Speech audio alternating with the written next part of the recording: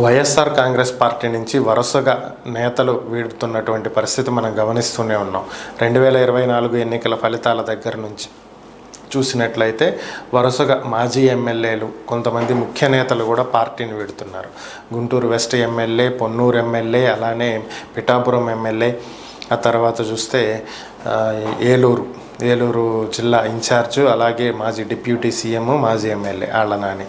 ఇక Eluru mayor shift అయిపోయారు. అలాగే ఇప్పుడు జెడ్పీటీసీ చైర్మన్ షిఫ్ట్ అయిపోయారు, జెడ్పీ చైర్మన్. ఇలా వరుసగా నేతలంతా పార్టీ వదిలేస్తున్నటువంటి పరిస్థితి. ఇక ఈరోజు పరిస్థితి ఏంటి అని చెప్పి ఒకసారి పరిశీలించినట్లయితే వైసీపీ నేత, మాజీ మంత్రి సిద్ధా రాఘవరావు టీడీపీలో చేరబోతున్నారనేది ప్రస్తుతం మనకున్నటువంటి సమాచారం.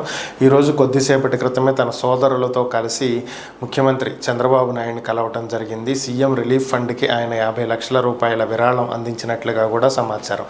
గతంలో 2014లో ఆయన టీడీపీ తరపున మినిస్టర్గా చేయటం జరిగింది. తర్వాత ఆయన వైసీపీలో చేరారు.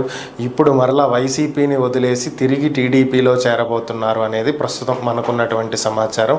ఇంకెంతమంది నేతలు వైసీపీని వీడబోతున్నారనేది అయితే అర్థం కానటువంటి పరిస్థితి.